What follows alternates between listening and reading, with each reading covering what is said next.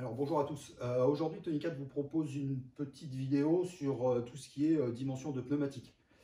Donc aujourd'hui on va commencer déjà par les quads, ce qu'on appelle les quads sportifs. Donc c'est-à-dire tout ce qui est YFZR, YFZ, LTZ, les Kymco Maxer, enfin tout ce type de quad. Donc déjà pour bien choisir un pneumatique, déjà au niveau des indications qui sont faites sur les fiches produits, il y a toujours 3 chiffres. Donc c'est un petit peu comme les jantes sur la vidéo qu'on a fait précédemment. Donc il y a 3 chiffres. Donc le premier, par exemple pour ce modèle-là, c'est un 21,710. Donc le 21, ça correspond, le premier chiffre correspond toujours à la hauteur du pneumatique. Ensuite le deuxième, donc là c'est un 7, donc c'est 7 pouces. Donc en fait ça correspond à la largeur du pneu. Et ensuite le dernier, ça correspond au diamètre du pneu, donc au diamètre qui doit être monté en fait sur une jante. Si vous avez un pneu en 10, il vous faut une jante en 10 bien évidemment. Donc là on vous propose une petite exposition de différents montages de pneumatiques. Donc on va dire c'est les plus courants. Donc il y a surtout donc il y a 3 packs on va dire typés cross et 2 typés route. Donc on va commencer par le premier. Alors le premier c'est du 21,710 et du 20,11,9. Donc c'est un pack qui est plutôt on va dire dédié à tout ce qui est enduro, balade. C'est une taille qui se monte on va dire sur pratiquement tous les quads. Donc le pneu arrière est en 9 pouces, donc évidemment il faut des jantes en 9 pouces. Ensuite là on a le pack on va dire quasiment identique, mais avec une taille de 22 à l'avant et à l'arrière. Donc là c'est on va dire c'est exactement le même pack, sauf qu'il va être un petit peu plus haut, donc ça va relever votre quad. Donc ça peut être intéressant si par exemple vous faites du franchissement ou du trial ou des choses comme ça. À savoir que ce pack aussi existe en 23, donc là c'est vraiment très haut, et on va dire c'est plutôt réservé si vous faites des raids ou des choses comme ça, ou vraiment du gros franchissement dans des gros cailloux. Donc là c'est du gros pneumatique. Ensuite là on a le pack, alors ça c'est le pack typique pour faire du cross. Donc c'est un pneu en 10 pouces à l'avant et en 8 pouces à l'arrière. Donc c'est vraiment la monte pour faire du cross sur terrain de cross. À éviter pour faire de l'enduro, parce qu'avec des pneus en 8 à l'arrière, vous allez fréquemment vous poser ou taper dans des souches ou des choses comme ça. Donc ça, c'est vraiment typé cross. Donc concernant les pneus cross, sur les fiches produits aussi, vous allez retrouver ce qu'on appelle le nombre de plis. Donc pour les pneus cross classiques, on va dire ça part de 2 plis. Alors 2 plis, ça correspond à l'épaisseur du pneu. Plus il y a de plis, plus le pneu va être costaud. Donc si vous par exemple vous roulez sur une branche ou une souche pointue, voilà, donc plus il y a d'épaisseur et moins vous risquez de crever. Donc ça va de 2 à 6 plis. Voilà déjà pour ce type de pneumatique là. Ensuite, il existe par exemple pour les Goldspeed et pour les TRH aussi et certains haut-bord, il existe des gommes tendres et des gommes dures.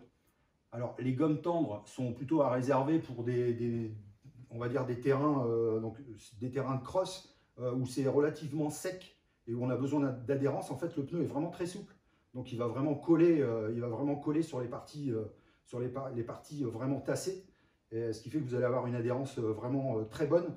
Par contre, l'inconvénient, c'est que c'est un pneu qui s'use, on va dire, plus vite qu'un pneu dur. Un pneu dur.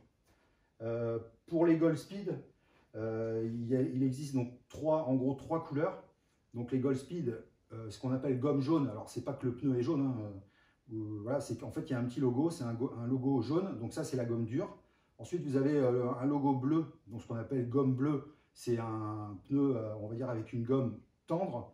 Et après il existe aussi des rouges, et là c'est vraiment des extra tendres. Donc là par contre ça c'est des pneus vraiment réservés à la compétition, et ça s'use vraiment très très vite sur un pneu, sur un circuit on va dire très sec.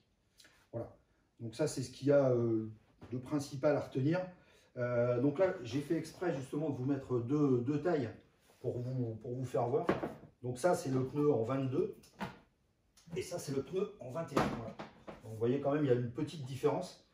À savoir que pour les packs de pneumatiques cross, même pour les quads en général, il faut toujours que le pneu avant soit égal ou supérieur en taille au pneu arrière.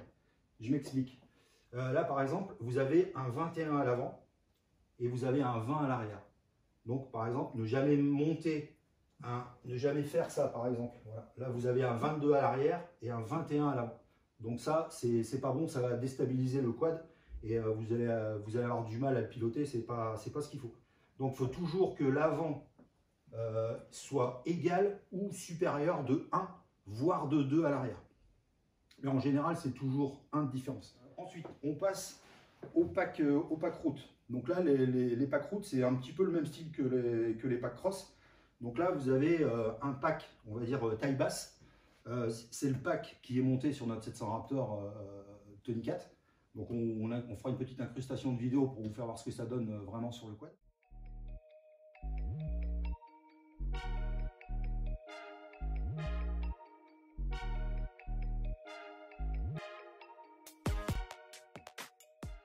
Là, vous voyez 18, 8, 10.